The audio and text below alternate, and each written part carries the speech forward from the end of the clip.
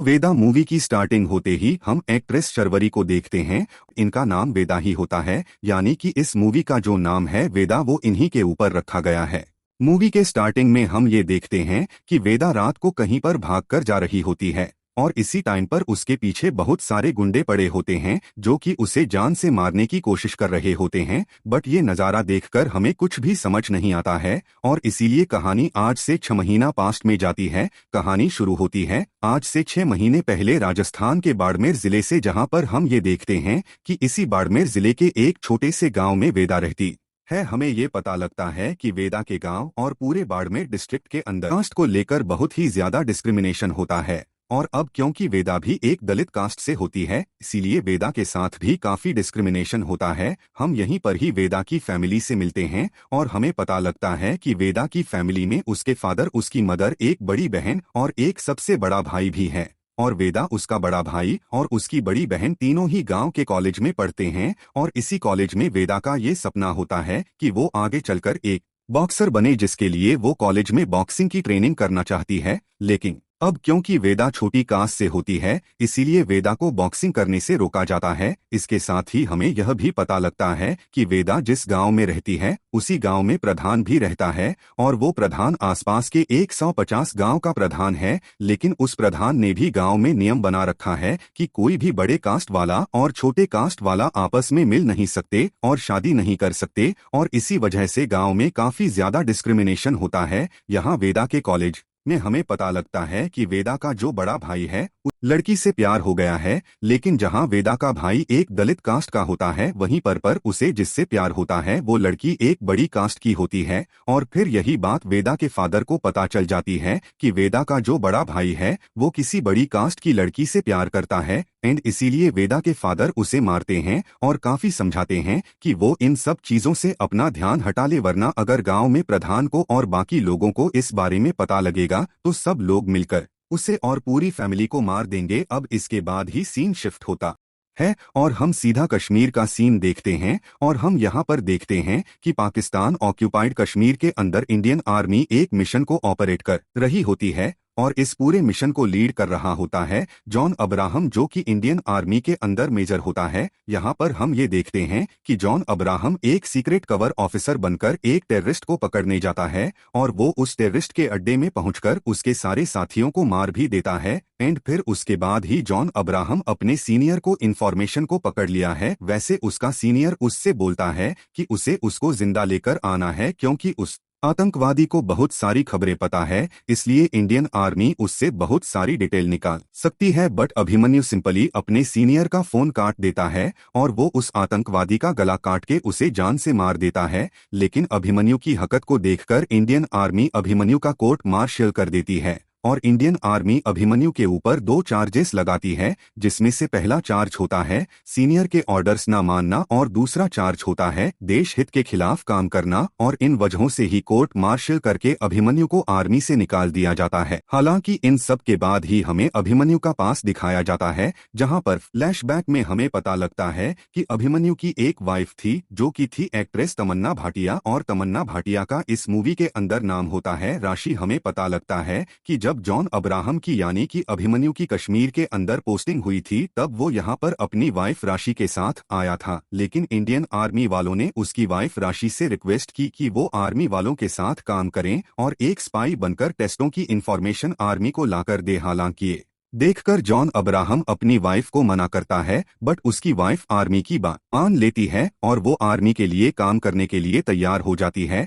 लेकिन जब एक बार वो स्पाई कर रही होती है तब उसी टाइम पर आतंकवादियों को ये पता लग जाता है कि असल में राशि इंडियन आर्मी की स्पाई है। एंड इसीलिए वो लोग राशि का गला काट के उसे मार देते हैं और इन सब चीजों की वीडियो बनाकर वो लोग आर्मी को भेज देते हैं। और सिर्फ यही नहीं बल्कि जिस आतंकवादी ने अभिमन्यु की वाइफ को मारा होता है वो सेम वही आतंकवादी होता है जिसे अभी कुछ टाइम पहले अभिमन्यु ने मारा है, जिसका मतलब उस आतंकवादी को मारकर अभिमन्यु ने उस अपनी वाइफ का बदला लिया है। लेकिन अब क्योंकि उस वजह से अभिमन्यु का कोर्ट मार्शल हो गया है, इसीलिए अब वो वहां से सीधा राजस्थान आता है, क्योंकि उसकी वाइफ ने उससे मरने से पहले कहा था कि अगर लाइफ में उसे कभी भी कुछ हो जाए तो वो उसके मरने के बाद उसके गांव बाड़मेर जाए और वहां पर उसके डैड का ख्याल रखें। एंड इसीलिए अपनी वाइफ की आखिरी इच्छा को पूरा करने के लिए अभिमन्यु सीधा राजस्थान के बाड़मेर गांव जाता है और वहां पर आकर अपने ससुर के साथ रहने लगता है। हालांकि फिर यहीं पर ही हम ये भी जानते हैं कि अभिमन्यु के जो ससुर होते हैं वो सेम उसी कॉलेज के प्रिंसिपल होते हैं जिस कॉलेज के अंदर वेदा और उसके भाई बहन पढ़ते हैं। अब इसके बाद ही अभिमन्यु के जो ससुर होते हैं यानी कि कॉलेज के प्रिंसिपल, वो अभिमन्यु को सीधा गांव के प्रधान के पास लेकर आते हैं, यानी कि वही प्रधान जिसके बारे में मैंने आपको स्टार्टिंग में बताया था। हालांकि जब प्रिंसिपल साहब अभिमन्यु को प्रधान के पास लाते हैं तब हमें पता लगता है कि प्रधान का नाम होता है जितेंद्र प्रताप सिंह और प्रिंसिपल साहब अपने जमाई अभिमन्यु को प्रधान से मिलवा हैं एंड वो उसके लिए एक जॉब की सिफारिश करते हैं। और इसीलिए ये सुनकर जितेंद्र प्रताप सिंह यानी कि प्रधान अभिमन्यु को कॉलेज में असिस्टेंट पीटी टीचर रख लेता है एंड वो अभिमन्यु से कहता है कि वो उसकी वाइफ को अपनी छोटी बहन मानता था। अब इसके बाद अभिमन्यु जब अपनी जॉब को ज्वाइन करता है तब कॉलेज में आकर वो ये देखता है कि पूरे कॉलेज में बहुत ही ज्यादा डिस्क्रिमिनेशन हो रहा है। और अब क्योंकि वो एक पीटी टीचर है इसलिए वो ये देखता है कि वेदा भी बॉक्सिंग सीखने आती है, लेकिन अब क्योंकि वो छोटी कास्ट से हैं इसीलिए बाकी लोग उसे बाहर कर देते हैं। एंड इसी कॉलेज में प्रधान का छोटा भाई भी होता है जो कि लिटरली वेदा पर हाथ भी उठाता है और वो वेदा को सारे स्पोर्ट्स से दूर रहने के लिए कहता है। बट हाँ, यहाँ पर हम ये देखते हैं कि अभिमन्यु वेदा की थोड़ी बहुत केयरिंग करता है एंड वो उसे बाकी सारे स्टूडेंट्स के बराबर मानता है और इसीलिए वेदा भी प्रधान के छोटे भाई के ना चाहते हुए भी रोजी बॉक्सिंग सीखने आती है। बट एक दिन ये सब देखकर प्रधान के छोटे भाई को बहुत गुस्सा आता है और इसीलिए वो ये प्लान करता है कि वो कल के दिन वेदा को सबक सिखाएगा। अब इसके बाद ही हम वेदा को देखते हैं जो कि अपने घर पे अपने फादर से ही बात करती है कि वो कॉलेज में बॉक्सिंग सीख रही है एंड इसीलिए उसे किट की जरूरत है जिसके लिए उसे हज चाहिए। अब ये सुनकर विधा के फादर उसे पैसे दे देते हैं, जिसके बाद ही विधा पैसे लेकर सीधा कॉलेज आ रही होती है। लेकिन हम ही देखते हैं कि प्रधान का छोटा भाई अपने कई सारे दोस्तों के साथ मिलकर वेदा को रास्ते में घेर लेता है और वो उसे मारने लगता है। और वो ना सिर्फ वेदा को मारता है बल्कि उसके साथ ही वो वेदा के सारे पैसे भी फाड़ देता है। यह सब देखकर वेदा को बहुत बुरा लगता है, लेकिन तभी वो कॉलेज जाती है और वहां से सीधा अभिमन्यु के पास जा आती है, जिसके बाद ही वो इन सब चीजों के बारे में अभिमन्यु को बता देती है। अब ये सब देखकर अभिमन्यु को बहुत ही ज्यादा गुस्सा आता है एंड फिर इसीलिए वो अपने चेहरे को एक कपड़े से ढकता है और सीधा प्रधान के छोटे भाई के अड्डे के पास जाता है, उसी अड्डे में जहां पर वो अपने सारे दोस्तों के साथ अयाशी कर रहा होता है। लेकिन वहां पर आकर अभिमन्यु उसे कमरे में बंद कर देता है एंड उसके सारे दोस्तों को बहुत बुरी तरह से मारता है। और अब क्योंकि उसका चेहरा कपड़े से ढका होता है इसीलिए कोई उसका चेहरा तो नहीं देख पाता, लेकिन प्रधान के छोटे भाई का एक दोस्त होता है जो कि उन सब की वीडियो बना लेता है एंड फिर इसीलिए प्रधान का भाई अपने भाई को वो वीडियो दिखाता है और वीडियो दिखाते हुए वो अपने भाई से कहता है कि मुझे लगता था कि हमारे पूरे बाड़मेर जिले में ऐसा कोई भी नहीं है जो कि मेरे पर या मेरे दोस्तों के ऊपर हाथ उठा सके। लेकिन फिर तभी वीडियो देखकर प्रधान अपने भाई से कहता है कि हो सकता है कि ये हमारे जिले का हो ही ना और मुझे अपने जिले का लग भी नहीं रहा है। लेकिन इसके साथ ही प्रधान को अभिमन्यु के ऊपर शक भी होता है और इसीलिए वो अपने आदमियों से कहता है कि वो लोग अभिमन्यु की सारी डिटेल बाहर निकाले। अब इन सब चीजों के बाद हम ये देखते हैं कि वेदा फिर से अभिमन्यु के पास जाती है एंड वो अभिमन्यु से कहती है कि बाकी सब लोग मुझे बॉक्सिंग सीखने से रोकते हैं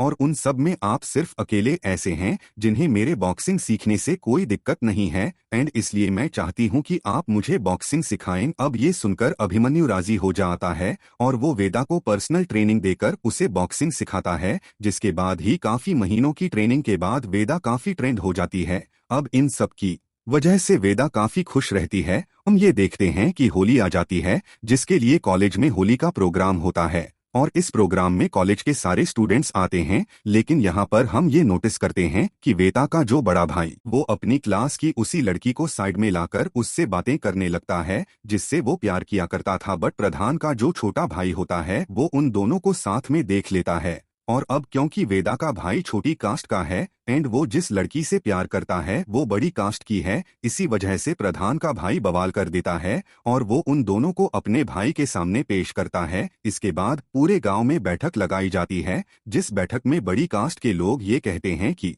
प्रधान जी को वेदा के भाई को मार देना चाहिए, लेकिन जितेंद्र प्रताप सिंह यानी कि जिले का प्रधान वेदा के भाई को जान से नहीं मारता है, लेकिन वह वेदा के भाई से और वेदा के बाप से नाक रगड़वाता है और उनसे ये कहलवान सा कुछ भी नहीं होने देंगे। लेकिन इन सारी घटनाओं के बाद ही हम ये देखते हैं कि वेदा का जो भाई होता है वो लड़की लेकर भाग जाता है और इसीलिए जैसे ही वो लोग भागते हैं वैसे ही पूरे गांव में बहुत ही बड़ा हल्ला हो जाता है। ये सब होने के बाद ही गांव की जो पुलिस होती है वो प्रधान के कहने पर वेदा और उसकी पूरी फैमिली को थाने लाते हैं, फैमिली को बहुत पीटते हैं और फिर कुछ टाइम बाद ही वहां पर प्रधान आता है एंड वो वेदा से ये कहता है कि वो अपने भाई को बुलाए, क्योंकि अब वो ये समझ चुका है कि वो दोनों आपस में शादी करना चाहते हैं और अब क्योंकि उन दोनों को एक दूसरे से इतना ज्यादा प्यार है इसीलिए अब वो उन दोनों की शादी करवाएंगे और उन्हें इसी गांव में रखेंगे एंड इसके लिए वेदा को अपने भाई को बुलाना पड़ेगा। अब ये सुनकर वेदा खुश हो जाती है और वो अपने भाई को बुला लेती है, जिसके बाद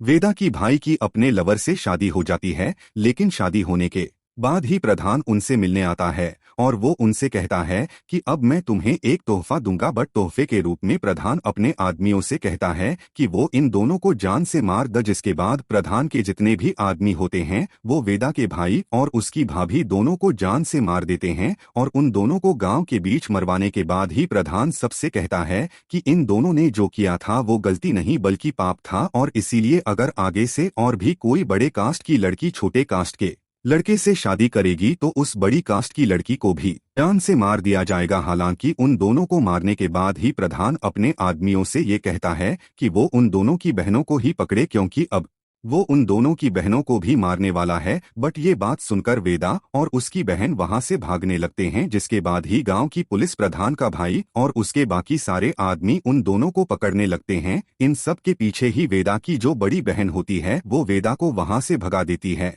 और वो कहती है कि मैं सबका ध्यान भटकाती हूँ जिस बीच वो भाग सकती है। जिसके बाद वेदा वहां से भाग जाती है और वेदा की बड़ी बहन प्रधान के भाई के हाथ लग जाती है, जिसके बाद भी प्रधान का भाई और बाकी सारे आदमी मिलकर वेदा की बड़ी बहन को भी जिंदा जलाकर मार देते हैं। इधर वेदा भागते हुए सीधा जॉन अब्राहम के पास आती है, यानी कि अभिमन्यु के पास, और वो उसे सारी बात बताकर उससे हेल्प मांगती है। हालांकि जब वेदा जॉन इब्राहिम के पास हेल्प मांगने आती है तब हम ये देखते हैं कि जॉन अब्राहम यानी कि अभिमन्यु वेदा को अपनी बाइक पर बैठा है और उसे लेकर सीधा प्रधान के पास जाता है। जितेंद्र प्रताप सिंह यानी कि प्रधान के घर आने के बाद ही वो उससे बात करता है और अभिमन्यु प्रधान से कहता है कि आखिर वो लोग वेदा के पीछे क्यों पड़े हैं और अगर इसके भाई ने इंटरकास्ट मैरिज कर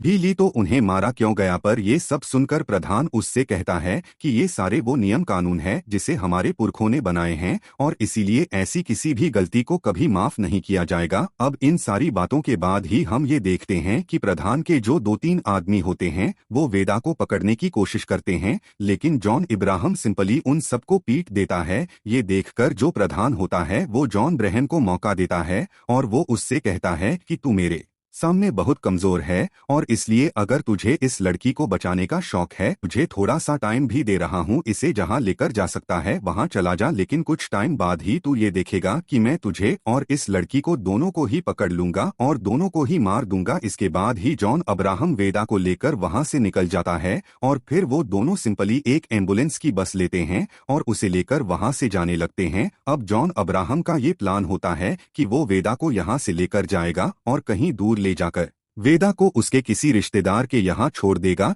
लेकिन यहाँ पर जॉन अब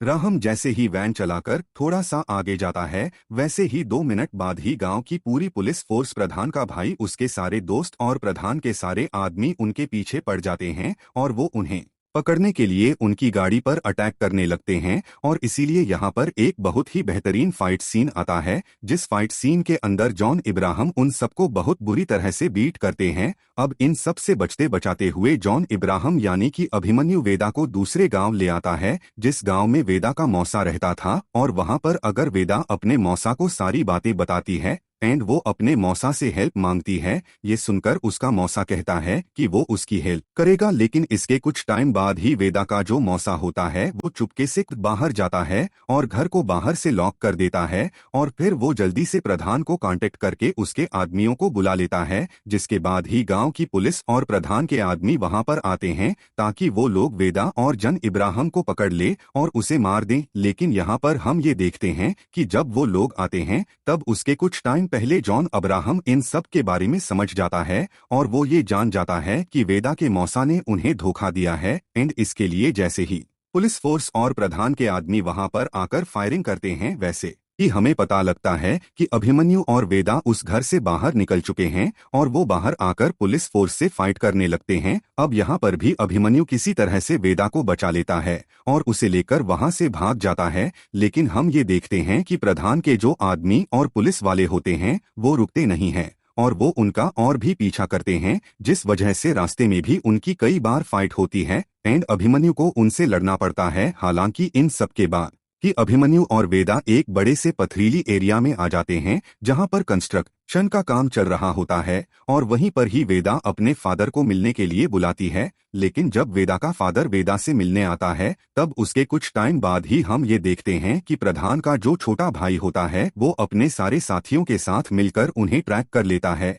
और इसलिए वो भी वेदा और अभिमन्यु तक पहुंच जाता है और फिर वो अभिमन्यु के ऊपर पीछे से हमला करता है, जिस वजह से अभिमन्यु बेहोश हो जाता है और फिर इसीलिए वो लोग उन सबको पकड़ लेते हैं एंड पास के एक बंकर में लाकर उन सबको बांध देते हैं। यहाँ पर आने के बाद जब जॉन इब्राहिम की आंखें खुलती है तब वो ये देखता है कि प्रधान के छोटे भाई और उसके साथियों ने उसे और बाकी सबको बांध रखा है। अब यहीं पर ही प्रधान का छोटा भाई वेदा को बहुत ही ज्यादा ह्यूमिड करने लगता है एंड वो उसे ये भी कहता है कि उसने जिस तरह से उसकी बहन को जलाकर मारा और उसके भाई को मारा वैसे ही अब वो वेदा और उसके फादर को भी मार देगा। लेकिन फिर ये सारी बातें सुनकर वेदा को बहुत ही ज्यादा गुस्सा आता है एंड फिर इसीलिए वो प्रधान के छोटे भाई के ऊपर अपने सर से हमला करती है। और फिर इसके बाद ही हम ये देखते हैं कि इसी टाइम पर अभिमन्यु भी अपनी रस्सियां खोल लेता है और जल्दी से वेदा और उसके फादर की भी रस्सियां खोल देता है, जिसके बाद अभिमन्यु उन सबको मारता है और प्रधान के छोटे भाई को वहां पर बांध देता है। और सिर्फ यही नहीं बल्कि बांधने के बाद ही वो प्रधान के छोटे भाई की बॉडी में टर्मिनेट फिट कर देता है एंड उनसे थोड़ी ऊपर जो बंकर का गेट होता है उसके जरिए एक लाल टैन को बांध देता है और वो लाल टन सीधा प्रधान के भाई के सर पर होता है, जिसका मतलब अब जैसे ही कोई बंकर का गेट खोलेगा वैसे ही बंकर के गेट से जो लालटेन लटका हुआ है वो सीधा प्रधान के छोटे भाई के ऊपर गिरेगा। और अब क्योंकि वहां पर टर्मिना इट भी है इसीलिए वो टर्मिना इट ब्लास्ट होगा, जिस वजह से प्रधान के भाई की जान चली जाएगी। अब इन सब के बाद ही अभिमन्यु वेदा और वेदा के फादर वहां से निकल जाते हैं और वो प्रधान के छोटे भाई की गाड़ी को लेकर सीधा वहां से कोर्ट जाने लगते हैं। और वो इसीलिए क्योंकि वेदा अभिमन्यु से ये कहती है कि अब वो लोग सीधा कोर्ट जाएंगे और वहां पर इन सब की अपील डालेंगे। और अब क्योंकि इंडिया के अंदर छोटी कास्ट के लोगों के लिए स्पेशल एक्ट है इसलिए उसका इस्तेमाल करके वो लोग जजेस से जजमेंट करवा लेंगे, जिसके बाद शायद से ये सब कुछ रोक सकता है। और अब फिर यह सब सोचकर वो लोग सीधा राजस्थान के हाई कोर्ट के लिए निकल जाते हैं। इधर दूसरी तरफ प्रधान अपने सारे आदमियों के साथ मिलकर सीधा उसी बंकर के पास आता है जहां पर उसका छोटा भाई कैद होता है। और वो इसीलिए क्योंकि प्रधान के छोटे भाई ने जब वेदा को पकड़ा था तब उसी टाइम पर उसने बड़े भाई को इन्फॉर्मेशन नहीं उठाता क्योंकि आज ऑफ कोर्स वो बंधा हुआ है। लेकिन तभी वो लोग ये सोचते हैं कि वो लोग पास के बंकर में ही होंगे एंड फिर इसीलिए वो लोग जैसे ही वहां जाने के लिए वहां का दरवाजा खोलते हैं वैसे ही दरवाजे के खुलते ही लालटेन सीधा प्रधान के छोटे भाई पर गिरता है, जिस वजह से टर्मानेट में आग लग जाती है एंड फिर इसीलिए वहां पर एक बहुत ही बड़ा धमाका होता है। प्रधान के भाई के मरने के बाद ही प्रधान को ये पता लगता है कि उसके भाई की मौत हो चुकी है। और अब क्योंकि प्रधान के भाई के मरने का रीजन वेदा और अभिमन्यु थे इसलिए उसे उन दोनों के ऊपर बहुत ही ज्यादा गुस्सा आता है एंड वो ये ठान लेता है कि अब वो उन दोनों को जान से मार कर ही रहेगा। इसके बाद ही प्रधान के कुछ आदमी वेदा और अभिमन्यु को ट्रैक कर लेते हैं एंड उन्हें पता लग जाता है कि वो दोनों कोर्ट की तरफ जा रहे हैं। और फिर इसके लिए प्रधान अपने सारे आदमियों को लेता है और वो उन दोनों को मारने के लिए सीधा राजस्थान के हाई कोर्ट तक पहुंचता है। प्रधान जैसे ही कोर्ट पहुंचता है वैसे ही वो ये देखता है कि अभिमन्यु वेदा और वेदा के फादर कोर्ट के अंदर एंट्री कर रहे हैं एंड इसलिए उन्हें देखकर प्रधान सबसे कहता है कि आज चाहे कुछ भी हो जाए और किसी को भी मारना पड़े, लेकिन कुछ भी करके ये लोग जज के सामने नहीं आने चाहिए। और फिर इसके लिए हम ये देखते हैं कि प्रधान के जितने भी आदमी होते हैं वो सब लोग कोर्ट के अंदर खुली फायरिंग करने लगते हैं और अभिमन्यु और वेदा को जान से मारने की कोशिश करने लगते हैं। लेकिन फिर ये सब देखकर अभिमन्यु उन्हें रोकता है और वो वेदा को अपने फादर के साथ अंदर भेज देता है ताकि वो लोग जजेस से जजमेंट करवा सकें और वो अकेला ही प्रधान और उसके सारे आदमियों पर फायरिंग करके उन्हें रोकने लगता है। लेकिन यहाँ पर हम ये देखते हैं कि अकेले होने की वजह से अभिमन्यु को बहुत सारी गोलियां लग जाती है, जिस वजह से वो काफी कमजोर पड़ जाता है। और एक टाइम ऐसा भी आता है कि जब अभिमन्यु बेहोश हो जाता है, ये देखकर प्रधान को ऐसा लगता है कि अभिमन्यु मारा गया है एंड फिर इसके लिए वो उसके पास आता है और अपने एक आदमी से कहता है कि वो उसके सर को उड़ा दे। लेकिन प्रधान का आदमी जैसे ही अभिमन्यु के सर पर गोली मारने वाला होता है वैसे ही अभिमन्यु जाग जाता है और फिर उसके बाद ही वो न सिर्फ प्रधान के सारे आदमियों को मार देता है बल्कि इसके साथ ही वो प्रधान के ऊपर भी गोली चलाता है जो प्रधान के पेट में लगती है। एंड फिर इस तरह से हम ये देखते हैं कि अभिमन्यु प्रधान के सारे आदमियों को खत्म कर देता है। पर अभिमन्यु को ऐसा लगता है कि प्रधान भी गोली खाकर मारा गया है, बट हम ये जानते हैं कि प्रधान अभी भी जिंदा है और इसीलिए वो अपने हाथ में एक बंदूक लेता है और वो जॉन अब्राहम को मारने की कोशिश करता है। इधर दूसरी तरफ वेदा अपने फादर के साथ सीधा कोर्ट के अंदर आती है और वो जजेस के सामने अपने के इसको रखकर जजमेंट की मांग करती है। बट यहाँ पर हम ये देखते हैं कि बाहर जो भी गोलीबारी हो रही होती है उन सब को सुनकर जजेस लोग भी डर चुके होते हैं और इसीलिए वो लोग भी टेबल के नीचे छुपे होते हैं। लेकिन यहाँ पर जब वेदा अपने बारे में सब कुछ बताती है तभी इनमें से एक लेडी जज होती है जो कि वेदा के सामने आती है एंड वो वेदा के केस पे जजमेंट करने की बात करती है। इसी टाइम पर बाहर हम ये देखते हैं कि अभिमन्यु किसी तरह से प्रधान का सामना करता है और वो प्रधान के मुंह पे गोली चला के उसे जान से मार देता है। और फिर इसी टाइम पर हम ये भी देखते हैं कि जज भी वेदा के केस में जजमेंट सुनाती है एंड उसके पूरे गांव और जिले में जो भी डिस्क्रिमिनेशन हो रहा है उन सब पर रोक लगाती है और अब तक जिन भी लोगों ने गलत काम किया उन सब पर कार्यवाही करती है। और फिर इन सब के साथ ही ये मूवी खत्म हो जाती है